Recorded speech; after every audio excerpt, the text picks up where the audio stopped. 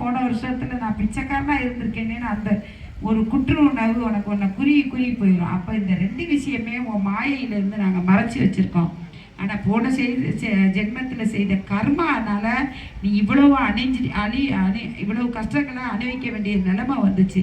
இந்த நிமிஷம் வரையும் உனக்கு அது மறைஞ்சிருச்சு அப்படின்னு சொல்லிட்டு அந்த சாமியை வெளியேற்றி, ஆனாலும் அவர் மனம் உடைச்சி அழுதுட்டு உட்காந்துருக்காரு. எல்லாம் இழந்து இப்போ உயிரை கொடுத்துட்டு சாமி இப்படி சொல்லிட்டு போதே, இந்த மாதிரி கொடுப்பாயா நான் அப்படின்னு உட்காந்துருக்காரு.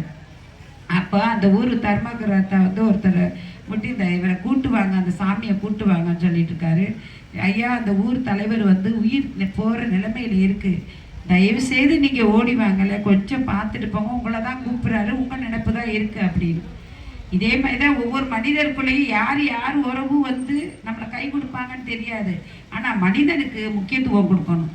முக்கியமாக சொல்கிறேங்க, ஒரு மனிதரை முக்கியமாக தெரியாமல் புரியாமல் அவங்க பின்னாடி புறம் பேசாதீங்க.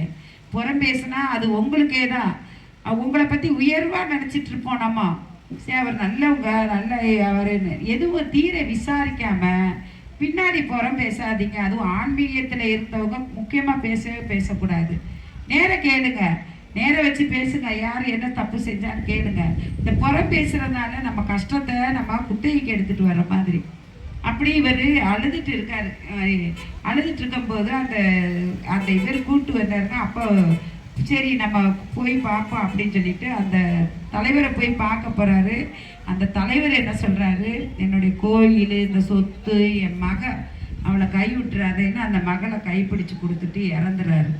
அப்போவே மறுவாழ்வுலாம் நடந்திருக்கு பாருங்க. இப்போ மறுவாழ்வு நடந்துட்டு இருக்கு நிறைய பேர் இடத்துல. ஆனால் இறந்த பிறகுதான் மறுவளவு நடந்துட்டு இருக்கு.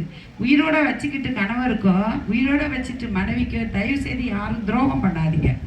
அப்படி அவர் கையில் பிடிச்சி கொடுத்துட்டு இறந்துறாரு. பார்த்தா பெரிய கோடீஸ்வரர் ஆகிறாரு, அழகான மனைவி கிடைச்சிருது.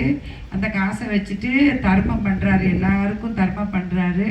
அந்த வரிசையில், அந்த தர்மம் வாங்குற வரிசையில் ஒரு ரொம்ப கைகாலெலாம் முடங்கி போய் ரொம்ப முகம்லாம் அழுகுன நிலையில் ஒருத்தர் வந்து சாப்பாடு கேட்டு நிற்கிறாரு.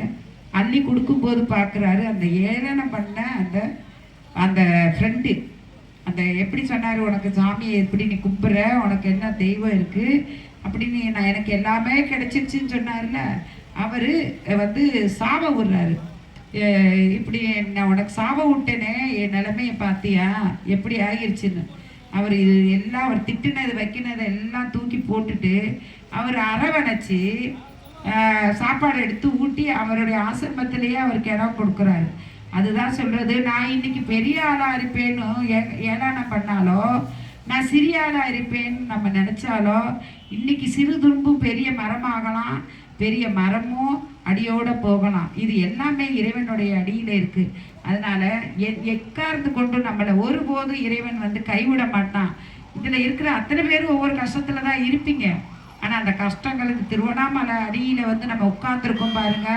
இந்த மாதிரி கதையை கேட்டுட்டு சிவபெருமான் தொண்டு செஞ்சிடுறத கேட்டுட்டு இருக்கீங்க இல்லையா, உங்கள் துன்பமெல்லாம் போயிடும். சிவனாக இருக்கட்டும், சக்தியாக இருக்கட்டும், கணபதியாக இருக்கட்டும், முழுமையாக நம்புங்க. நம்பிக்கையோடு கை பிடிச்சிங்கன்னா அவர் ஒருபோதும் கைவிட மாட்டார். நம்மளுடைய கஷ்டங்கள் கர்மாக்கள்னால தான் அவர் நடக்குதுங்கிறத நீங்கள் மறந்து தெய்வத்தை நீங்கள் நெருங்கி இது பண்ணுங்க. அது உங்களுக்கு பெரிய ஆற்றலை தருங்கிறது தான் இந்த கதையோட தத்துவம். அதனால் பார்க்காதே ரொம்ப நேரம் டைம் எடுத்துக்கிட்டேன். ஜெய் ஸ்ரீராம், வாழ்க வளமுடன்.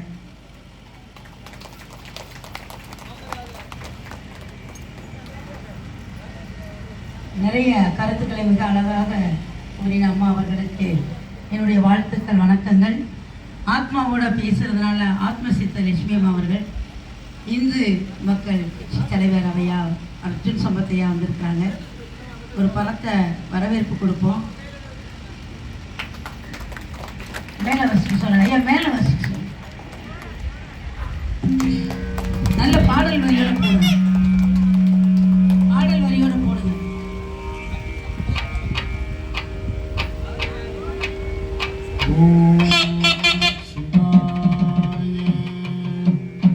ஐயா, தமிழ்நாட்டினுடைய நமது இந்து மக்கள் கட்சி தலைவருடைய தலைவராகிய அர்ஜுன் சம்பத் அவர்களை நமது